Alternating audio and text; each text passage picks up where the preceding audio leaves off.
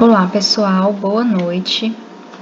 A nossa aula agora vai ser sobre desenvolvimento cognitivo na segunda infância. Então a gente vai dar continuidade à aula da semana passada. No caso, ela não está disponível aqui no YouTube, ela foi feita pelo Teams, ok? Então, infelizmente, quem não estava na aula ao vivo não vai poder acompanhar por aqui, ok? Na verdade, para essa disciplina vai ser a primeira vez que eu estou fazendo aqui pelo YouTube.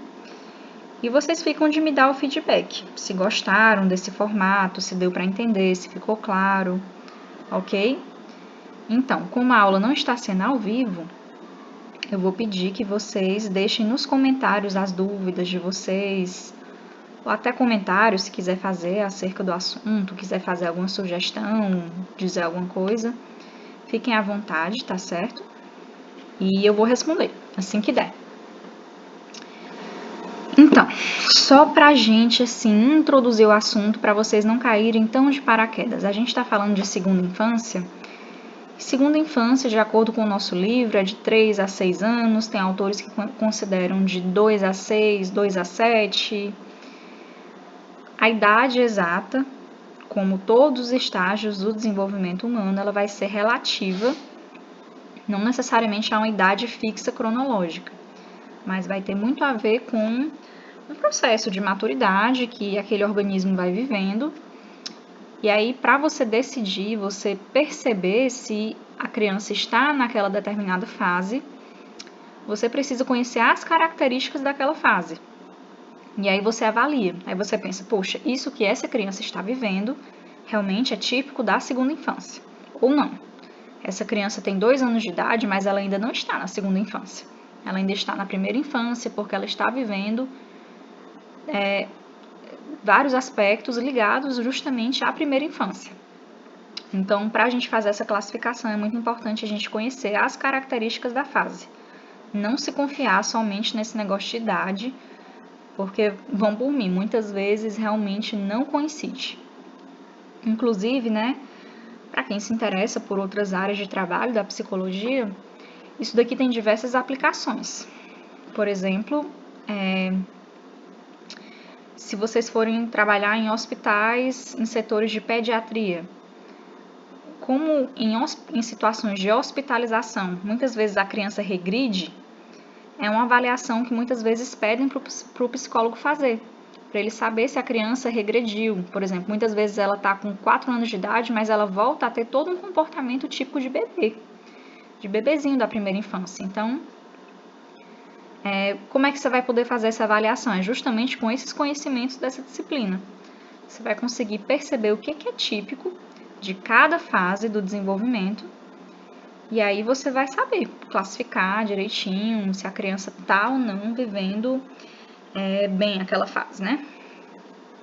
Então, outra coisa, como eu falei, né? Embora a gente não tenha uma idade fixa, também não é esperado que atrase muito, ou seja, se a criança está com 4 anos de idade e ainda está com comportamentos muito típicos da primeira infância, aí eu vou considerar um atraso, certo? Então, tem um certo limite. A gente até considera as diferenças inerentes entre as pessoas. Algumas crianças amadurecem mais cedo, outras demoram mais. Normal, tranquilo. Uma diferença de 1 aninho, assim, não tem problema nenhum. Mas, assim, discrepâncias muito grandes, a partir de 2 anos de diferença entre a fase que ela deveria estar e a fase que ela está de fato, aí a gente vai considerar um pouco preocupante, né? A gente vai investigar o que está acontecendo. Será que essa criança está passando por algum sofrimento, alguma coisa que não permite ela desenvolver naturalmente como ela deveria? Então, a aula passada a gente viu aspectos físicos mesmo desse amadurecimento, desse desenvolvimento, coisas bem importantes ligadas à saúde dessa criança. E agora a gente vai falar sobre o desenvolvimento cognitivo, ou seja, o desenvolvimento da inteligência dessa criança. O estágio, a gente está estudando nessa disciplina, toda essa parte cognitiva a gente sempre vincula à teoria de Piaget. Piaget foi um psicólogo francês que ele dividiu o desenvolvimento cognitivo realmente em estágios. E recapitulando, né? Quando a gente estava discutindo sobre a primeira infância, ou seja, sobre o bebê, a gente viu o estágio sensório-motor, que é o primeiro estágio do desenvolvimento segundo Piaget. Esse estágio ele era marcado justamente pela parte sensorial, que se desenvolve bastante. Então, a criança ela desenvolve a inteligência dela a partir de todas as sensações que ela apreende através dos sentidos dela, o tato, a audição, a observação, tudo.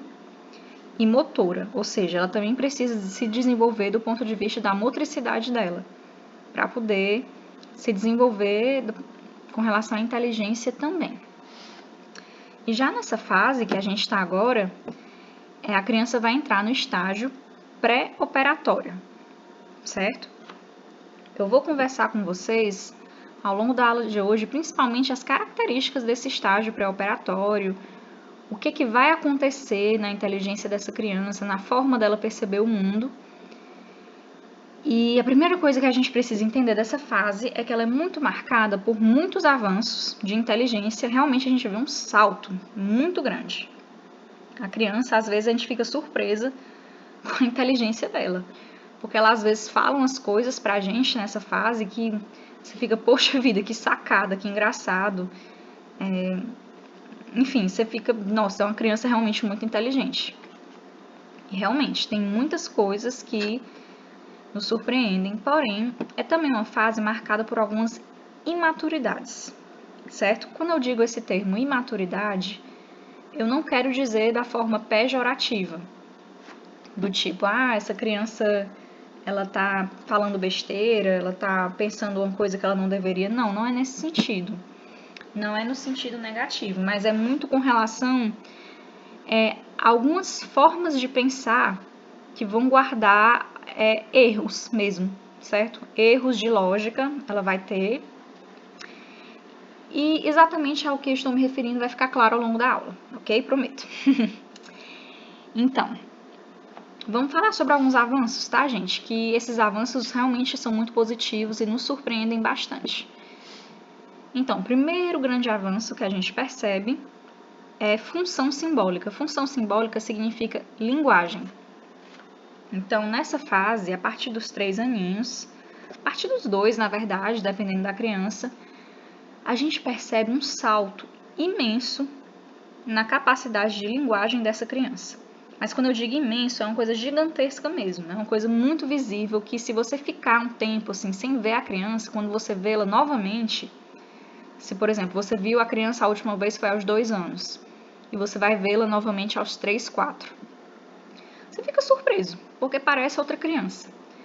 Muitas vezes é uma criança que começa a falar pelos cotovelos, porque ela ganha uma capacidade de linguagem imensa, ela passa basicamente daquele balbucio muito infantil, muito de bebezinho, dessa conversa muito de falar uma palavra só, né, mamãe, água, no máximo isso, né, na primeira infância. E ela passa a conseguir elaborar frases complexas, ela muitas vezes até usa uns verbos engraçados, palavras complicadas, né?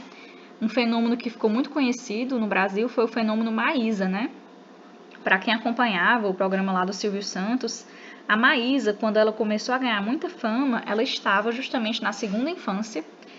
E uma das coisas que a gente achava mais engraçado era que ela falava pelos cotovelos, ela usava palavras muito complicadas e ela demonstrava uma habilidade de articulação das palavras, parecia um adulto falando. Parecia uma pessoa grande, pequena, né? Basicamente parecia um adulto pequeno falando. E realmente isso acontece na segunda infância. A criança ela ganha muito vocabulário, ela entende muitas palavras complicadas, ela fica naquela fase muito assim, por quê, e ela adora aprender palavras novas. E ela gosta de saber o que significam as coisas, né? Por exemplo, se você disser uma palavra complicada na frente dela, é muito provável que ela pergunte, o que é isso?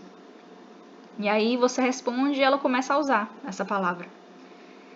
E, inclusive, existe uma boa capacidade nessa fase dela aprender outras línguas. Então, na verdade, desde a primeira infância, né? Mas na segunda, como tem esse salto simbólico, também é muito propício para, se você for bilíngue e você quiser ensinar para seu filho uma língua nova, essa fase ela é muito bacana para isso, porque realmente o próprio desenvolvimento do cérebro favorece o aprendizado dessas novas línguas. Então, por exemplo, na Europa ou então países da África, que tem mais de uma língua no país, ou então tem fronteira com outros países que falam línguas diferentes, a criança nessa idade, muitas vezes ela fala 4 línguas. Ela fala, sei lá, a língua do país dela, duas línguas dos países vizinhos e fala inglês também, que aprende na escola. Ou então que os pais ensinam, ou então isso é muito comum acontecer também quando os pais são casados e eles não têm a mesma nacionalidade. Então, por exemplo, é um brasileiro e uma argentina. E a criança aprende a falar as duas línguas, com bastante propriedade, com bastante vocabulário.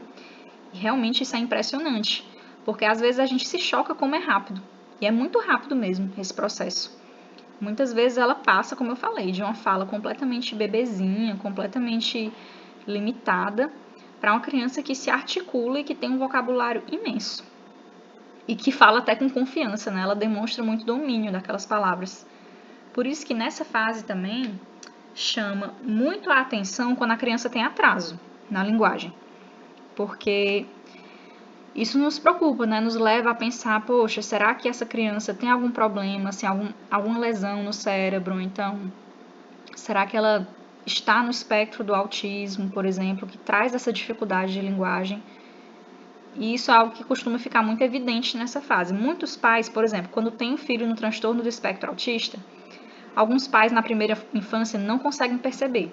Embora dê para perceber, algumas pessoas não conseguem, mas na segunda infância dá. Porque na segunda infância realmente é quase que natural para nós esperar esse salto na função simbólica. E quando esse salto não acontece, isso nos leva a pensar nas possibilidades, realmente. Será que essa criança tem lesões no cérebro? Será que ela tem algum tipo de retardo? Será que ela... Pode ser também, será que ela não está sendo bem estimulada? Será que os estímulos estão inadequados? Pode ser também algo que esteja acontecendo.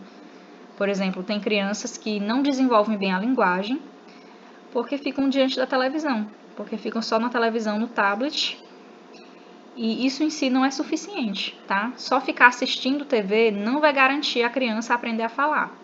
O que mais vai fazer com que ela desenvolva a fala é a interação com outras pessoas. Ela tentar conversar com os outros, com os adultos mesmo, ou com outras crianças, ela aprender palavras novas com os adultos. Televisão em si não é um bom estímulo, não. Não estou dizendo também que é proibido, né? Até porque, por exemplo, num momento como o nosso, que nós estamos vivendo uma quarentena, muitos pais estão permitindo muitas horas de TV, muitas horas de tablet, de videogame, para crianças nessa idade, porque simplesmente está complicado, né? Os apartamentos são pequenos, não tem muita coisa para fazer. Não é o fim do mundo, não, tá? Isso aí é uma situação passageira. Mas, por outro lado, não pode faltar, não pode ser só isso. Tem que ter interação, tem que ter estímulo. Enfim, televisão em si não ensina ninguém a falar. E aí, a gente tem também... Vamos falar... Deixa eu ver, antes de falar... Vamos falar de números, né? Antes de falar das imaturidades, vamos falar um pouquinho também daquilo que dá um avanço bom. Bem aqui em cima eu coloquei números, porque a criança ela ganha uma noção, claro, mediante a estimulação, a exposição às coisas da vida, enfim, ela vai ganhar a noção de números, uma noção de quantidade. Então, nessa fase, ela consegue aprender a contar. Óbvio que você precisa ensiná-la, né? Quando eu digo que ela vai ganhar essa habilidade, não é que vai acontecer de forma espontânea. Que ela vai simplesmente, tocar que existem quantidades, existe 1, 2, 3. Não é isso, mas enfim, ela é capaz nessa fase de entender o que significa. Porque o bebezinho, muitas vezes tem bebezinho que até assim um pouco avançado, que aprende a falar os números. Então você pede para ele contar, às vezes ele sai contando até em inglês, né? 1, 2, 3. Só que ele basicamente ele decora aqueles números. Ele não tem necessariamente uma noção do que significa aquela quantidade. E na segunda infância a criança adquire essa noção. Se você mostra para ela que isso aqui é 1, isso aqui é 2, isso aqui é 3, ela tanto consegue memorizar, o nome dos números, consegue contar, às vezes até 100, até 1000, enfim, como ela ganha uma noção do que esses números significam. E isso é um avanço muito importante. E claro, né, quanto mais a criança for exposta a estímulos, mais ela vai ter capacidade de aprender. Né? Esses estímulos muitas vezes são tarefinhas de escola, ou então os próprios pais, né, que ficam contando mesmo junto com a criança. Filhinho, quantos dedos tem aqui? Ou então, vamos brincar numa viagem de carro, né? Vamos contar quantas vacas, quantos bodes. Tudo isso daí são joguinhos que ajudam a estimular essa noção de números. Mas, né, nem tudo é avanço. Vamos ver o que existe de imaturo ainda nesse pensamento típico do estágio pré-operatório. A primeira noção que nessas crianças não está tão amadurecida é um errinho lógico que se chama de transdução. Transdução significa, é como se fosse uma transferência. Ou seja, a criança, de modo geral, ela vai ter um certo pensamento egocêntrico, certo? Nessa fase eu vou falar um pouquinho mais ao longo da aula sobre esse egocentrismo, que ele vai marcar muito essa fase. Mas, em função desse egocentrismo, ela vai ter meio que uma tendência a transferir uma lógica para outra. Explico. Por exemplo, ela percebe que quando ela chora, sai lágrima. E a lágrima é uma gotinha de água que sai. Então, segundo essa mesma lógica, ela pode simplesmente transferir isso, essa mesma experiência que é pessoal dela, ela transfere para uma nuvem, por exemplo, e diz que a nuvem, quando está chovendo, é porque a nuvem está chorando. E a gente até brinca, não tem problema nenhum, né? Nuvenzinha tá chorando, é a águazinha que cai do céu porque a nuvem tá chorando, tá saindo água do olhinho da nuvem. Não tem problema a gente estimular essa fantasia, até porque é normal da fase. Mas o que eu quero apontar para vocês é que isso, de certa forma, é um erro de lógica, porque pra gente, a gente entende que a nuvem não está chorando. Mas a criança, nessa fase, ela pode realmente acreditar que a nuvem está chorando. Por quê? Por uma tendência a fazer essa transdução. Ela simplesmente transfere uma experiência que é dela para algo do ambiente externo. E ela acha que isso é verdade. Ela acha que a nuvem está chorando. Então, algo muito comum da gente dizer também é que não pode arrancar a plantinha porque a plantinha chora. E às vezes a gente olha e a criança fica com o olho bem assim, grelado, né? Olhando para a plantinha, tentando ver se sai água. Porque ela fica realmente esperando a plantinha chorar. Ou então algo, por exemplo, que foi dito na minha infância. Que quando a pessoa reza, ela tem que ficar com as mãos bem juntinhas, que é para o anjinho da guarda sentar na sua mão e ficar rezando com você. E eu lembro que na minha infância eu ficava tentando ver se eu balançando minha mão para cima e para baixo, se eu ouvia assim um barulho, ai, do anjinho caindo no chão. Eu realmente ficava esperando isso. Mas por quê? Porque é uma tendência que a criança tem de meio que transferir as experiências pessoais dela para o mundo externo, para as coisas que acontecem ao redor, para a realidade que ela vive. E nós, como adultos, né, que não estamos mais nesse estágio, nós não fazemos mais isso. Pra gente é muito óbvio. Realmente, se alguém bater em mim, eu vou ficar triste, talvez eu vou lacrimejar, mas eu não vou bater numa planta e ela vai chorar, vai sair lágrima. Não existe isso. Enfim, coisa que é óbvia pra gente, não é óbvia pra criança. Nessa fase, isso não é nada óbvio.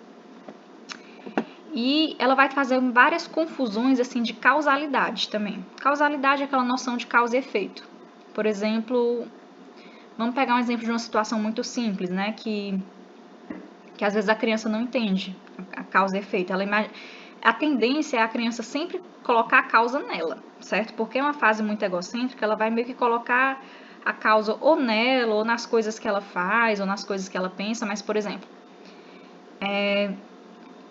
ela pode, vamos supor que os pais fazem uma viagem e a viagem é super legal e tal, e a criança ela pode contar depois, sabe por que a gente está viajando? É porque eu quis muito a viagem. Ou seja, ele coloca a causalidade no pensamento dele, é como se ele tivesse pensado na viagem e porque ele pensou, a viagem aconteceu. E a gente, como adulto, entende que isso não é verdade. Que você pode morrer de pensar várias coisas e pensamento não significa realidade. Mas a criança nessa fase, ela não tem a menor noção disso. Ela acha que as coisas que ela pensa acontecem. Inclusive, isso é uma forma até meio infantil, né, de pensar. Por exemplo, tem muitas teorias até modernas. Por exemplo, aquele livro lá, o best-seller, O Segredo, era muito baseado nisso, né, em que para a coisa acontecer, você precisa ficar pensando naquilo e você meio que vai atrair a energia do universo para aquela coisa acontecer. Ou então eu já vi umas pessoas na internet que trabalham com hipnose e eles dizem basicamente a mesma coisa, que a intervenção deles lá se baseia no fato de que você tem que mudar o seu pensamento, ficar pensando bem positivo o tempo todo, e porque você pensa positivo, a coisa vai acontecer.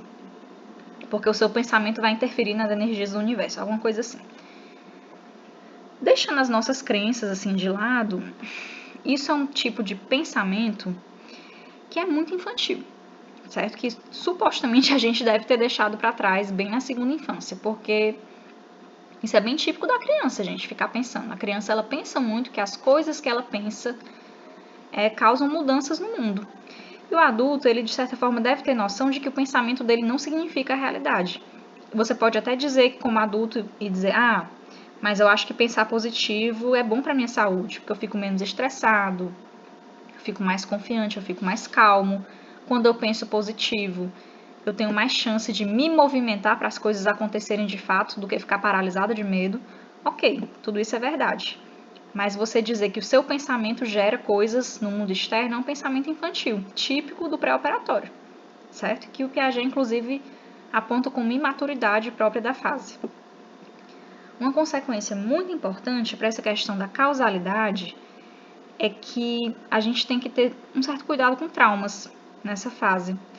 Por exemplo, se os pais se separam, é muito possível, por causa da questão da causalidade, a criança achar que foi ela que provocou aquilo. É muito possível que isso passe pela cabeça dela. Então, caso os pais, infelizmente, venham a se separar, né? Porque, enfim, separação ninguém quer, mas às vezes acontece. Caso isso venha a acontecer, é muito importante os pais manejarem isso com todo cuidado, né? Tentar sentar com a criança e esclarecer. Não foi culpa sua. Não foi nada que você fez, é uma coisa minha. Eu e a mamãe que não estava dando certo. Enfim, você dá o motivo que você quiser, mas tem que esclarecer bem para essa criança, porque ela naturalmente vai achar que foi ela, em função dessa noção egocêntrica de causalidade, porque ela acha que os pensamentos dela provocam mudanças no mundo. Ela acha que, de certa forma, é um pensamento até mágico, né? Ela pensa que ela ficar pensando bem muito na coisa, a coisa simplesmente vai acontecer. E o mesmo vale para as coisas negativas, né? Ela pode sim ter medo de pensar besteira, de pensar coisa errada. E porque ela pensou besteira, porque ela pensou coisa errada, a coisa errada foi lá e aconteceu. Né? Então, inclusive, por exemplo, no momento desse de pandemia, a gente tem que ter um cuidado com essas crianças nessa fase por causa disso que pode estar acontecendo. Ela pode passar pela cabeça dela que ela causou a pandemia, porque ela um dia pensou que esse mundo é muito ruim, eu quero é que o mundo se acabe. E aí, pouco tempo depois, veio a pandemia. Então, tudo isso daí a gente tem que ficar atento, porque são erros, são falhas de pensamento, né? Falhas de pensamento no sentido de não serem verdade. São imaturidades próprias da fase pré-operatória. Uma coisa que vai avançar, certo? Para não falar só de imaturidade, né? Uma coisa que vai avançar muito nessa fase é a categorização. Para poder entender o mundo ao redor dela, para entender como as coisas funcionam, essa criança ela vai tender a dividir o mundo em certas categorias. De preferência, categorias de 2 em 2. Como, por exemplo, bom e mal, bonito e feio, meninas e meninos, coisas vivas, coisas não vivas. E muitas vezes essas categorias elas são divididas de forma bem ingênua nessa fase, porque justamente ela está aprendendo a dividir o mundo e tal. Então, por exemplo, essa questão do bom e do mal. Você apresentar para essa criança que nem tudo é 100% bom e que nem tudo é 100% mal, é difícil para essa criança entender. Porque ela justamente consegue organizar a realidade dela dessa forma. Então, por exemplo, se ela vê uma pessoa, enfim, assaltou. Ela imediatamente pensa, esse cara é mau. Você talvez como adulto tenha uma noção, olha, eu acho que esse cara fez uma coisa errada, mas eu não conheço ele.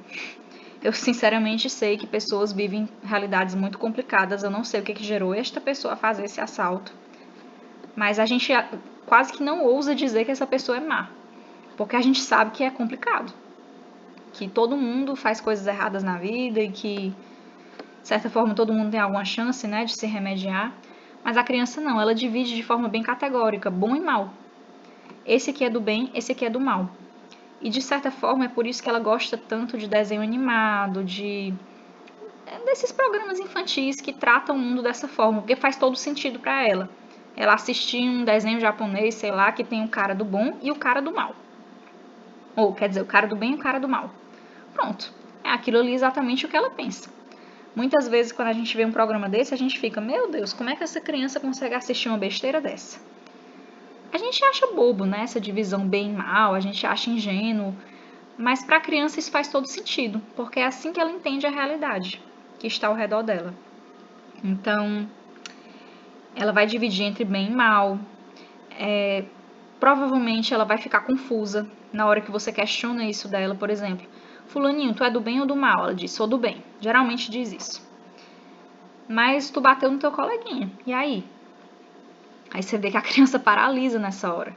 Ela fica um pouco, não sei, mas eu sou do bem. Ela inventa alguma desculpa, talvez, né? Mas ela não consegue perceber como essas divisões às vezes são falhas. E da mesma forma, ela vai dividir, por exemplo, entre meninos e meninas. E às vezes ela vai colocar nessa categoria menino e menina até coisas que não tem o menor sentido. Por exemplo, o sol é menino, a nuvem é menina, a plantinha é menina, o cachorro é menino.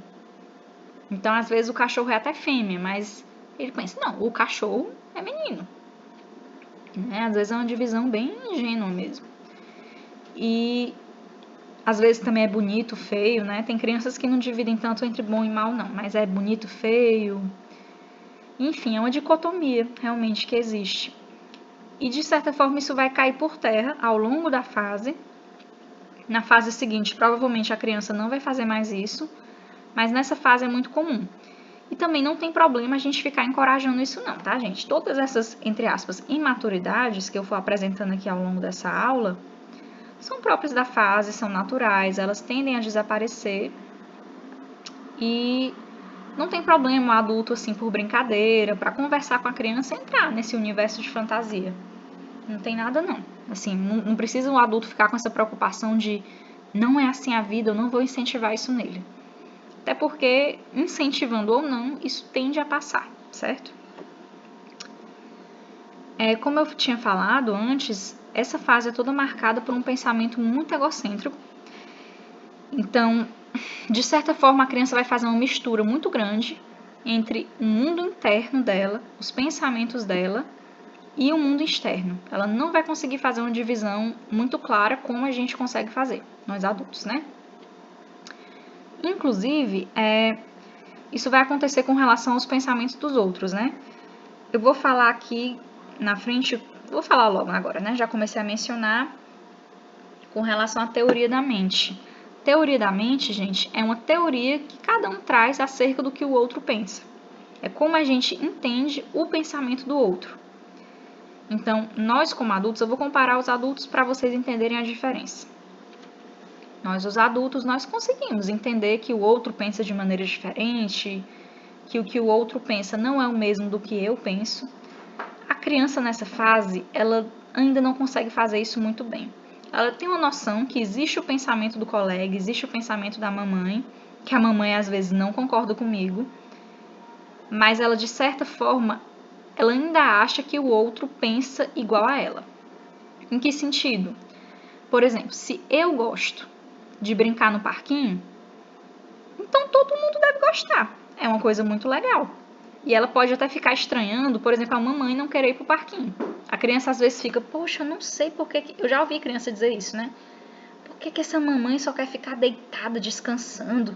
Ou coisa chata.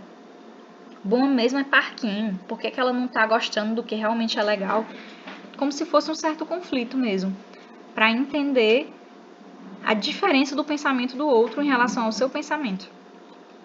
E isso aí vale quanto mais para outras crianças, né? Se para o adulto ela ainda tem uma certa dificuldade de delimitar essa diferenciação, para outras crianças é que ela tem dificuldade mesmo. Ela, de certa forma, acha que as outras crianças pensam igual a ela.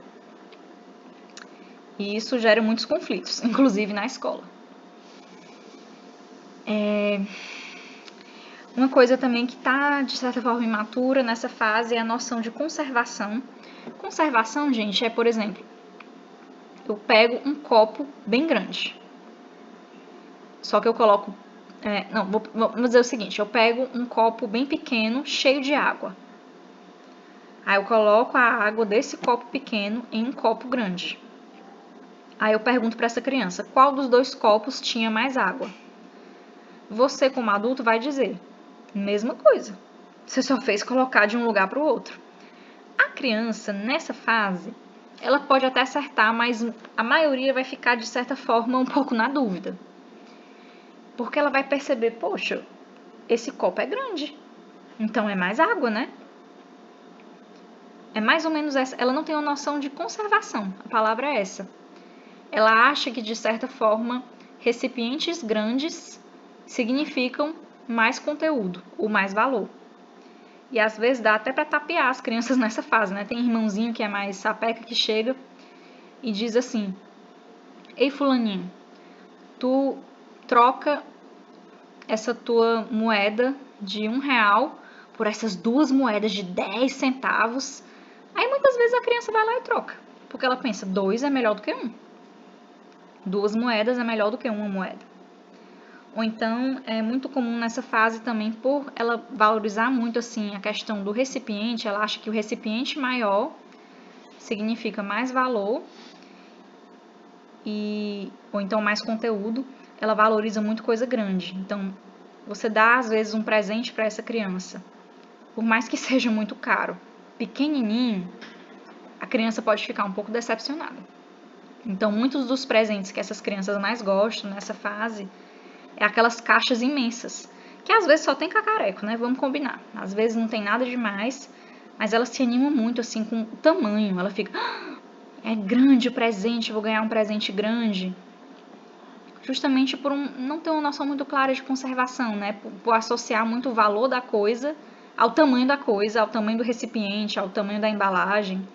E tem muito vendedor não, né? Fabricante de brinquedo que se aproveita disso, né? Que às vezes a gente compra uma caixa imensa de presente para essa criança e dentro vem 3 brinquedinhos minúsculos. E a gente se pergunta, para que essa caixa tão grande?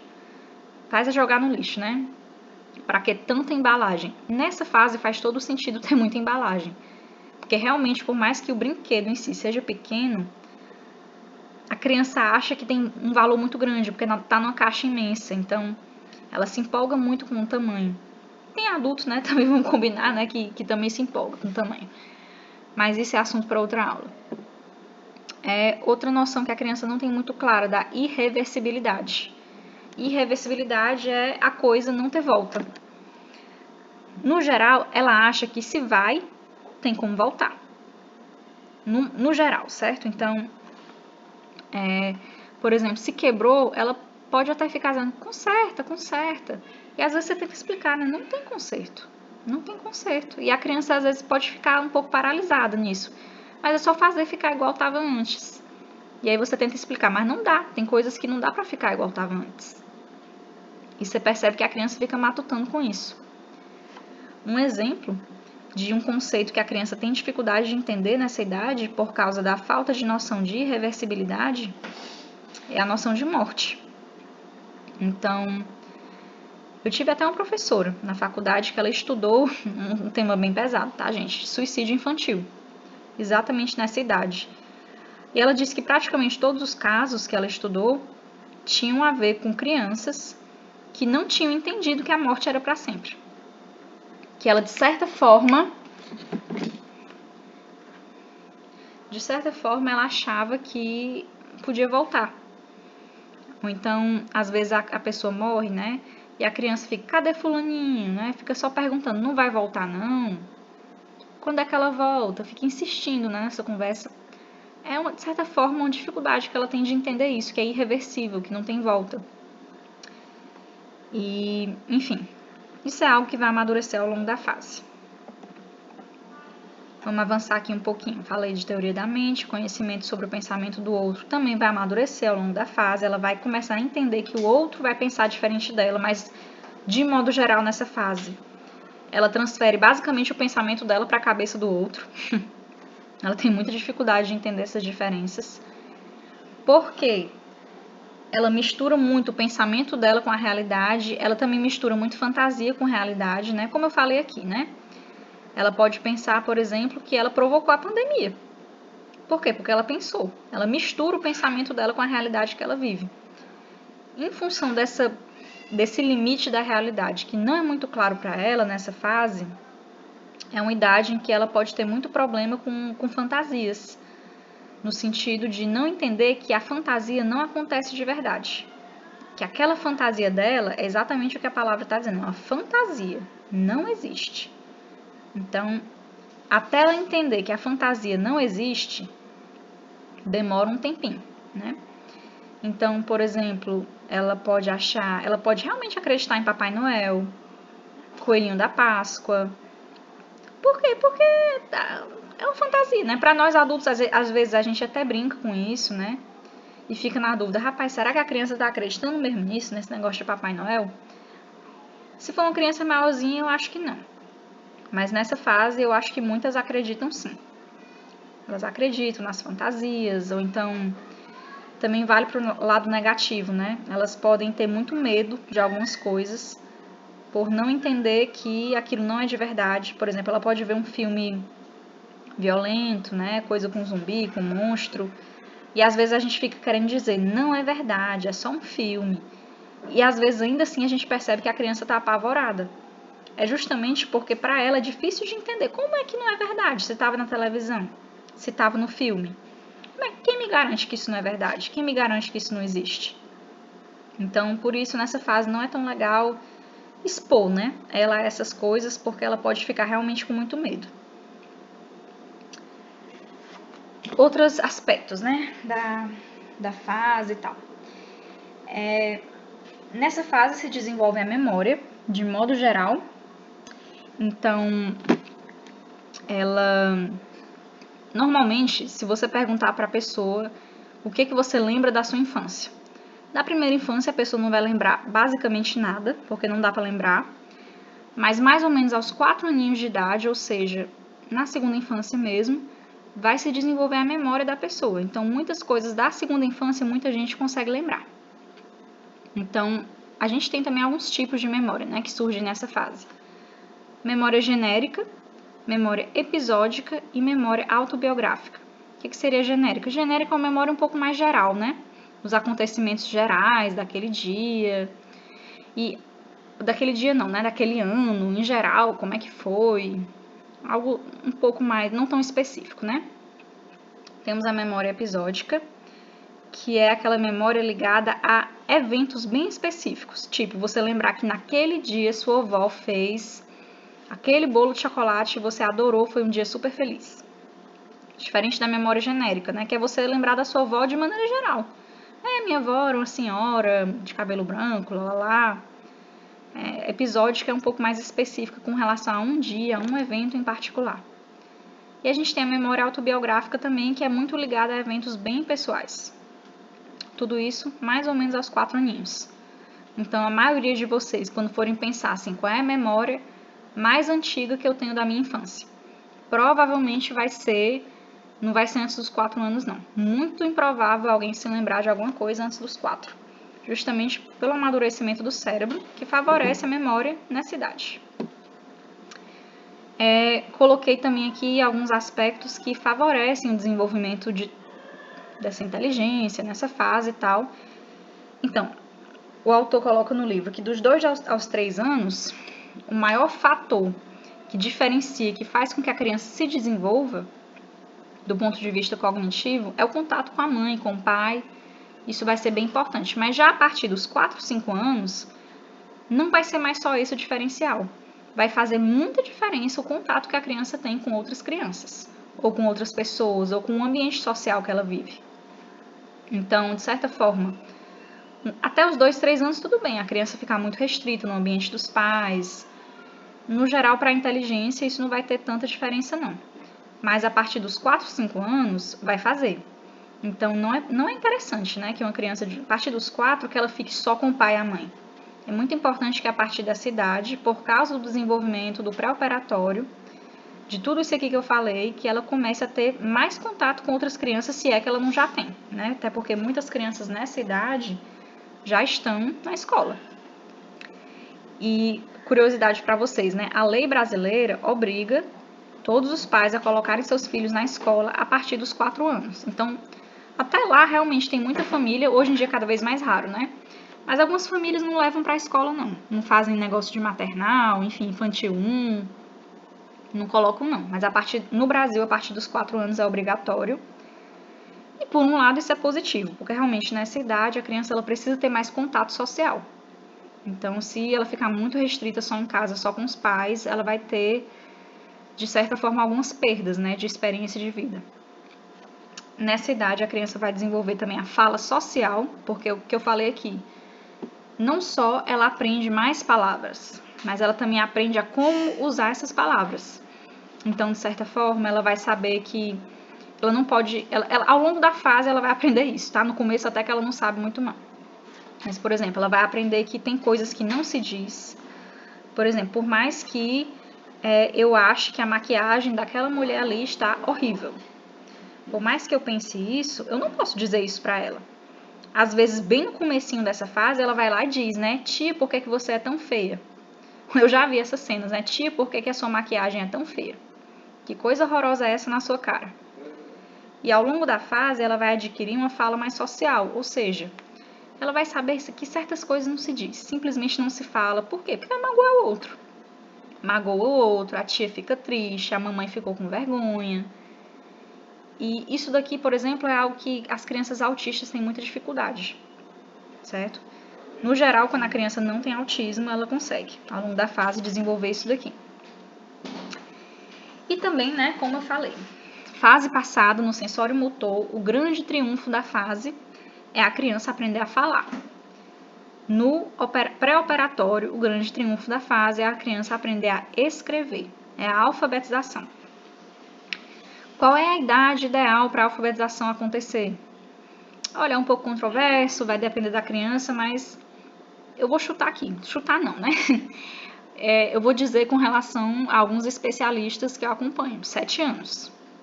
7 anos é a idade ideal, 6, 7 anos.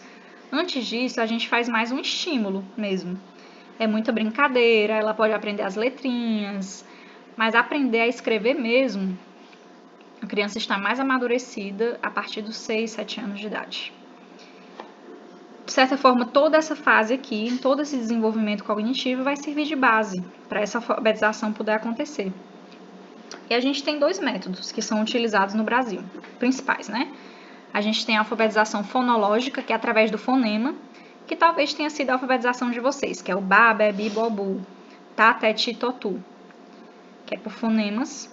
E tem a alfabetização oral, que é a criança ir aprendendo palavras mesmo, palavras como um todo, enfim. E por aí ela desenvolve a alfabetização. Aí você me pergunta, qual é o melhor, professora? A resposta é, tanto faz. Não tem diferença. A criança ela é capaz de aprender pelos 2 métodos, nenhum dos 2 é melhor do que o outro. O que você apresentar para a criança, ela estando tudo bem na vida dela, ela vai conseguir aprender. O importante não é tanto o método, nossa, tem que ter método tal, colégio tal, trabalha com esse método, muito inovador. Sinceramente, isso não vai fazer tanta diferença. O que é que faz mais diferença? É ela ter riqueza, né, de experiência nessa fase, ela ter contato com amiguinhos, ela ter muita brincadeira. A gente vai ver na próxima aula, quando eu for falar de desenvolvimento psicossocial, a importância da brincadeira, dessas outras experiências, tudo isso vai favorecer o desenvolvimento da inteligência também. Então, gente, por hoje é isso. Coloquem as dúvidas, os comentários aqui debaixo do vídeo e até a próxima aula. Tchau!